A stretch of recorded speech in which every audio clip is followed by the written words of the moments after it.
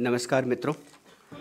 Good afternoon to all of you, and thank you for your patience in waiting for us. We are a few minutes late, and also I understand after walking into this room that air conditioning is not working in this part. My apologies. I think it is related to the regular maintenance, and we'll try and fix it up as soon as possible. But in the meantime, I am glad that the weather outside has become more pleasant than it was yesterday. And I do hope that all of you have brought in this hall parts of that pleasant weather. I have today with me my dear friend and colleague, Joint Secretary Vana, Dr. B. Bala Bhaskar, and also Joint Secretary MER, another doctor. Not really. All right, Alok Dimri. And so we will first have the briefing on the forthcoming visit of the Prime Minister to Israel. And then, of course, I would request Alok to speak about the forthcoming G20 Summit, for which the Prime Minister will be visiting Hamburg. Before I hand over the floor to Bala, I would request that we finish this interaction in the next 20 minutes. As I was coming into this hall, I have been told that I have to rush for a meeting immediately after their briefings. So I would request you to understand that we will have to take up the weekly briefing on another occasion. Let us first try and complete their parts. All right.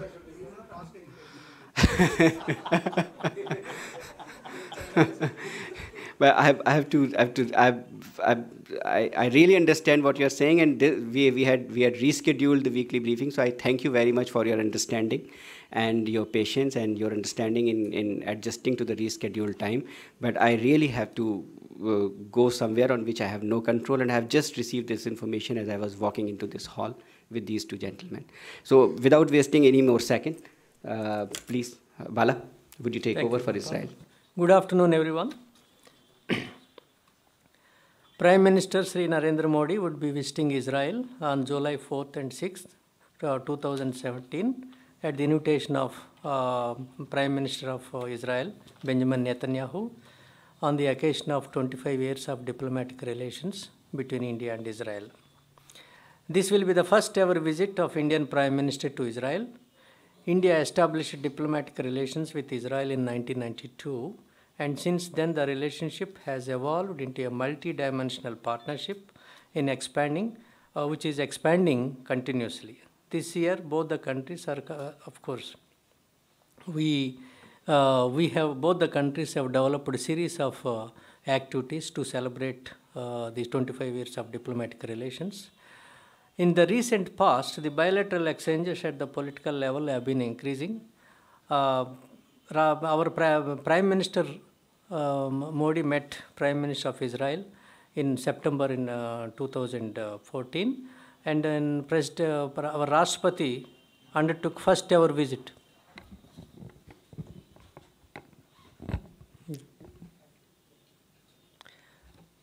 Rashtrapati ji undertook first visit to Israel in October 2015, and President Rivlin visited India in November 2016.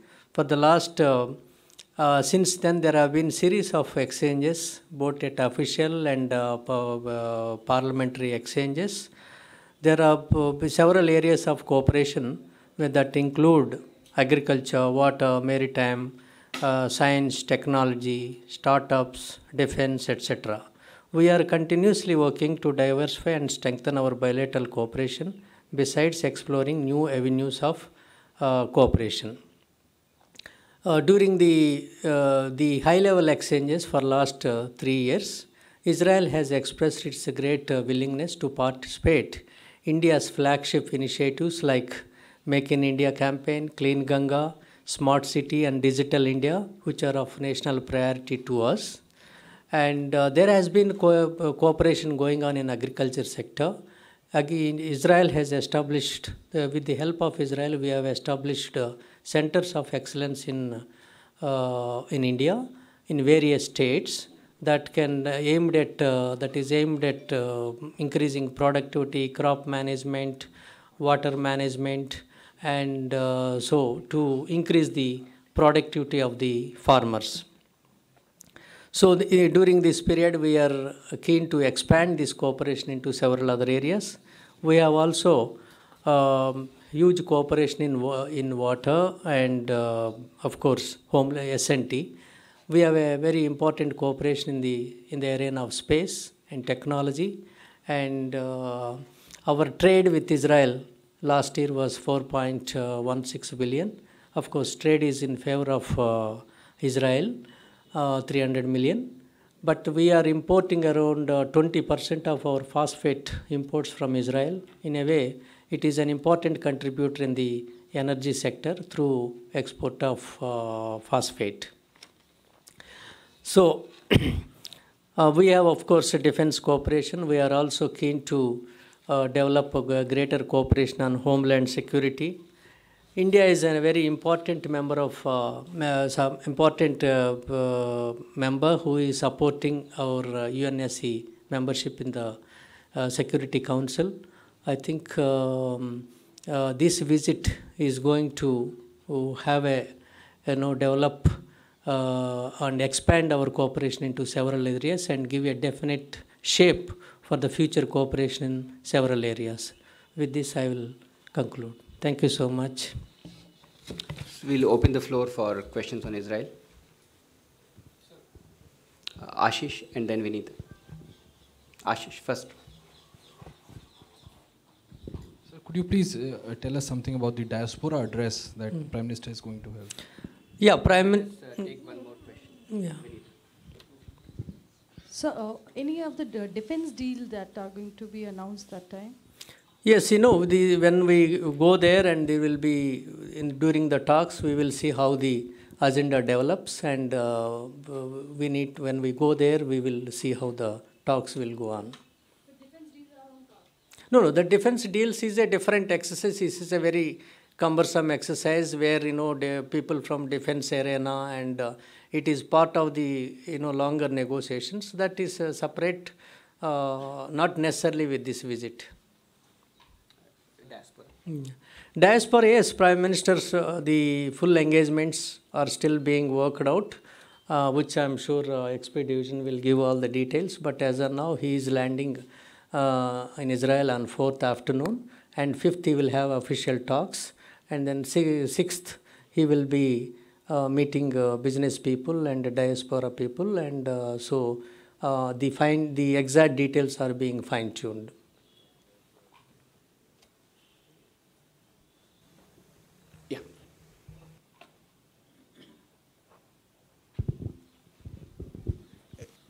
Agriculture and technology innovation, these are key pillars of cooperation. What concrete outcomes we can expect in these areas?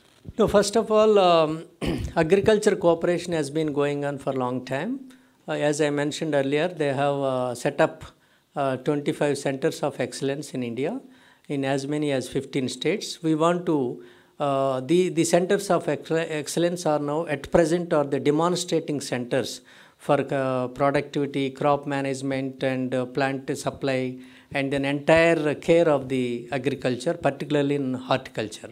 We want to expand into several other areas, several states, and see how we can convert these centers of excellence into business commercial model, commercial viability projects. So during our discussions, we will be focusing on these areas. The President and the External Affairs Minister had visited both Israel and Palestine at the same time. But de-hyphenation of Israel and Palestine is taking place on this trip. Has there been any negative reaction to this de-hyphenation in the Muslim world? Thanks.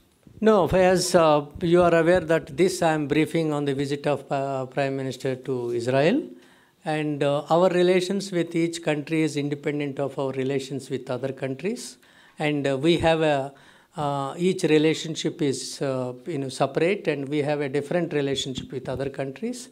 And as you are aware, Palestinian President was here in May, and he undertook a 3-day visit, and we have exchanged views on that, and so this visit is different as part of the other engagements. Parul, and then Kalol, and then I see one more hand. Yeah. The Israeli ambassador here has been quoted as saying that the relationship will be elevated to a strategic partnership level. So, could you confirm whether this will be? Yes, you know, we are, of course, we will be going there to, you know, we have a wide range of cooperation, starting from agriculture, water, science and technology, education, innovation, now the startups, entrepreneurship, so joint research, joint innovation fund. So it is a very wide-ranging partnership. And so it is, we want to bring a definite shape and advance this cooperation into several areas. Yeah, can you just shed some light about the various cities in Israel that the Prime Minister will be visiting to? And will he also be visiting the Yad Vashem? You know, the details of the programs, I'm sure, will XP division, they are still working out, and they will, broadly, his visit is from 4th to 6th in Israel, and the other details are being worked out. As in, sure, I'm sure XP will give you complete details once these are fine-tuned. I think India has kept a good relationship with Israel for since 25 years ago, but this is the first time for Indian Prime Minister to visit that country. Is there any reason that former Prime Ministers didn't visit Israel? No, we are talking about the present visit because Prime Minister is going. This is on the occasion of the 25 years of diplomatic relations. We feel it is a very important occasion to visit Israel, and he is going there. So we will focus on his visit, what we have to do during the visit. So very quickly, because we are running out of time already, and Alok has to do the briefing on the G20 summit. But if I just may add, Bala, with your permission, one sentence. There has been a very intense bilateral interaction with senior leaders, between the senior leadership of both the countries as well as at the ministerial level. If you would recall that very recently, just the last year, the Israeli president had visited India. There has been the Indian president's visit to Israel. There have been Israeli prime ministers who have visited, and in both ways, across the field of interaction, there have been ministerial visits. And I would also inform you to those of you who were not there at the Vivekananda International Foundation that capturing the essence and the spirit of these 25 years of this growing partnership, a short documentary was screened today at a discussion seminar at Vivekananda India Foundation, in which Secretary E.R. Shri Amar Sinha was present, and also the Israeli ambassador to India.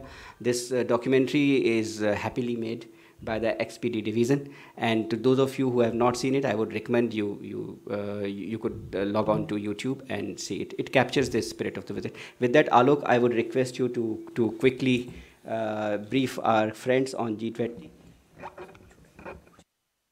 So, thank you, Gopal. Friends, good afternoon, good evening actually.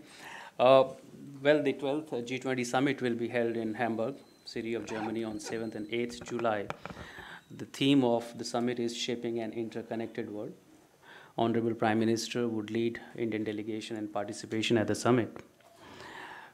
Briefly, the way German presidency has organized its G20 approach and discourses along three pillars of stability, sustainability, and responsibility. So essentially, that brings some kind of a balance between the traditional approach of the G20's purpose. The stability deals with the macroeconomic stability, the finance track issues related to which came in the wake of 2008 financial crisis, the macroeconomic policy coordination on that front. The sustainability pillar essentially brings into the discourse the issues related to sustainable development, the role of Africa,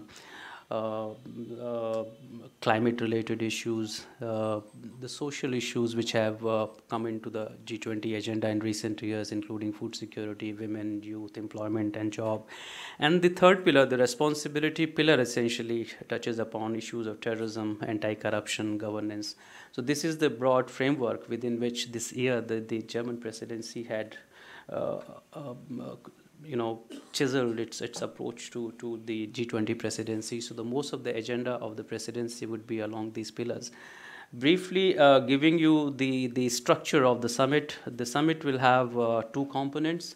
It will start with a leaders retreat in the morning of the 7th for about 2 hours. And the subject of the retreat is fighting terrorism. So we would expect that the G20 leaders, world leaders, would have substantial time, and it would be a leaders retreat format. So leaders will have a free-flowing but a very intimate discussion on the subject. And broadly, this also aligns with the Prime Minister's own approach in his meetings with the world leaders, including G20 leaders, with the central thrust on countering terrorism. The work is in progress on some substantive outcome on this pillar, and we would only know as we enter there. For your reference, you would recall that at the Antalya G20 Summit also, there was a standalone joint statement by the G20 leaders on counterterrorism. So perhaps this would be a second occasion where the leaders of G20 would sit down and in a dedicated manner address the issue of counterterrorism. That is the first initial component of the summit. The second component of the summit would be divided into 4 sessions, the 4 working sessions, 2 of which will be over the working lunch. And broadly, these will be on growth and trade, sustainable development, climate and energy, partnership with Africa, migration, health, women, digitalization, and employment. Besides this, there'll be a social dinner, there'll be a musical concert in the evening. So that roughly is the structure of the summit. As you are aware that the G20 deliberations are structured along the Sherpa track, which are headed by the Vice Chairman Niti Aayog, Dr. Arvind Pangaria. So he would lead India's representation in the deliberations along that track, and the finance track is under DA, the Finance Secretary. So he would also be there and giving final touches to the deliberations, which essentially will go in the form of the Hamburg outcome. If you ask me, the focus areas, essentially, more or less, they are the same, but these will be the macroeconomic policy coordination, which has been the traditional area for the finance track, where they talk about a downside risk, they talk about the exchange rate coordination, the currency policies and the need for coordination, the fiscal, the monetary, and the third component, the fiscal structure reform. So all these will be covered under finance track. There are a number of issues there, the ongoing processes, the climate finance, the green finance. There are platforms on inclusiveness. So all these issues will be covered under that. And essentially, the broad optics would be covered by discussions on trade, open and free trade. It is expected that the climate would feature in a prominent way. But again, much has already happened before the summit. But it is likely that trade agenda and free trade and climate would likely dominate the deliberations and the outcomes. Development would remain at the heart of it, but with a different touch this time, that yes, sustainable development would be there.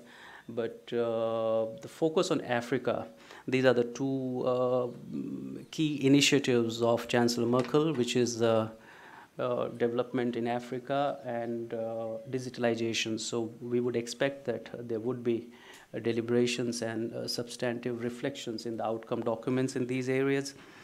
And then essentially you will have energy. There have been a lot of deliberation on migration-related issues, social stability in Africa.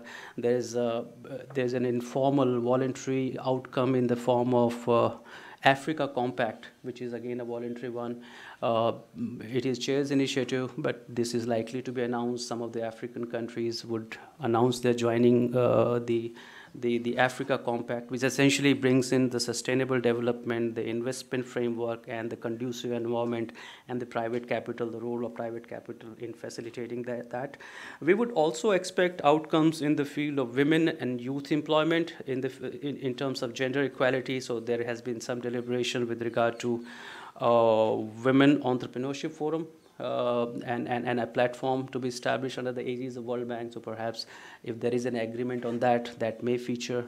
there is e-skilling, girl child, youth employment, and of course, another key initiative of Chancellor Merkel is in the field of health simulation exercise, where she has laid a lot of emphasis on the global response and preparedness, emergency preparedness on health and pandemics. So these are broadly the areas which we expect to feature in leaders' deliberations and in the outcome documents. So briefly, I would say, if I have kept time limits, sir. So, thank you. Thank you very much, Alok. This was quite comprehensive, and I would presume it leaves no scope for questions because I have to run. But I would open the floor for 2 or 3 questions on G20. Yeah. Any bilateral interaction have been scheduled? Ranjit, as you know, this is not JSMER's area, but I can answer that question. We announced the bilateral interactions only when, very close to the event, because all these things get coordinated with the help of the local embassy. Our Indian embassy and the embassies of other countries concerned. So there is a process involved in that. And in the past also, we have kept you informed, and we'll keep you informed as and when these things materialize. Vishnu. Mike. Can I ask a question on China? We are doing this briefing, and I have to run after this. I would really appreciate if you understand my constraint. Let me finish this part first. Yeah.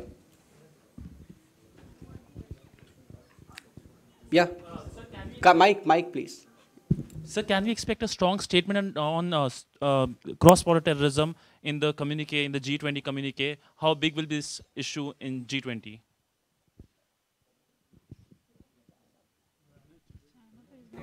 Okay.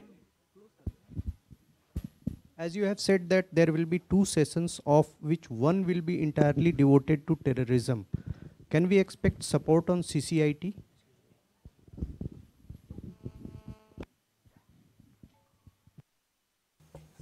On G20, yeah, sure.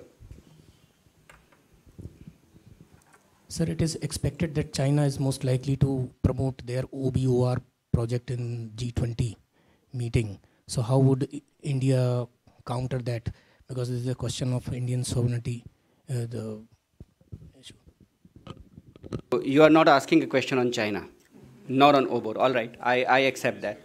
But Alok, you can choose to answer or not choose to answer, whereby it will fall upon me to answer this. In that case, I will answer it. Well, first of all, we need to understand that the formal sessions and the leaders' retreat are 2 different things. So leaders' retreat is basically utilizing the occasion that the world leaders are in Hamburg, and the chair has taken an initiative to put aside 2 hours exclusively of the leaders' time, that too before the beginning of the summit, and devoted to the subject of terrorism. That itself is a significant indication of the importance and the concern that the world leadership attaches to this issue. But I wanted to clarify the differentiation that this is not one of the sessions. This is the leaders' retreat. In the sessions, the leader will be seated around a round table in a leaders plus 3 format, and the discussion would happen as per the agenda, which I said it is growth and trade and development and women and digitalization. Every session has. But this is the leaders' retreat, which would be a very intimate surroundings where the leaders, perhaps it will be just leaders themselves there. So far as strong support, well, yes, if the leaders are discussing counterterrorism for 2 hours, you will expect that there will be exchanges, there would be understandings, there would be convergences, and there would be outcomes. CCIT, yes, CCIT has been always there in most of the documents, bilaterally or plurilaterally. But coming to the cross-border, you have to understand that this discussion on terrorism is happening in the not in the regional context, or it is happening in a global context. And rightfully so, if it is happening in Europe and the European chair is the chair of the G20, obviously there would be a greater shadow of what has happened in the Europe, the way Antalya was in the shadow of what had happened in Paris. So those nuances will have to capture. While you're sitting there, obviously everybody will speak. The Britain will talk about themselves. The Europeans will talk. They may talk about the migration as well in this context because they see the linkage between the two. So I guess I had answered all the questions. Yeah, but well, again, I'll have to say that you have to understand the process. These are not settings where the leaders go and they speak at their own volition. There's an agenda on the table, and as I said, the agenda is growth and trade. And again, these are not one-off meetings. These meetings have been preceded by a number of meetings all through the years. There are working groups like. Before the summit, the Sherpas have already met 3 times, and they will meet again before the summit for 3 days. That will be the 4th time the Sherpas will be meeting. And the Sherpas bunch up all the streams together, like Development Working Group, Trade and Economic Working Group, the Green Financing Working Group. So there are multiple streams in G20 where this agenda keeps getting deliberated, agreed, and pushed up. So technically what comes to the leaders is not in the shape of a fresh initiative, and OBOR has not been discussed in G20. Well, thank you very much, Alok, for your very comprehensive and wonderful brief, and also answering the questions. Thank you, Bala, of course, for your briefing on the visit of the Prime Minister to Israel. I do have to beg your leave now because I am already late by 3 minutes to the place where I have to be. I understand your.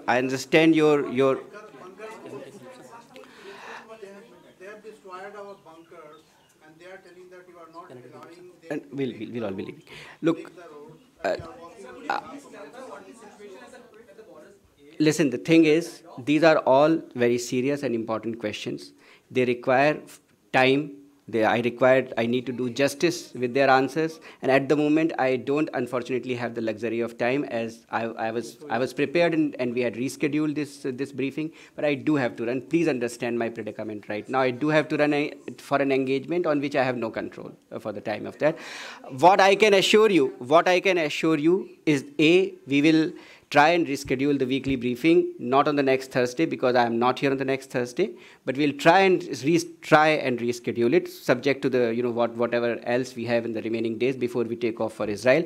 In any case, I have received your queries on WhatsApp, on the media group as well as individually, and I will try and answer on the WhatsApp group, either individually to you or on the group as such, as many queries I can today itself.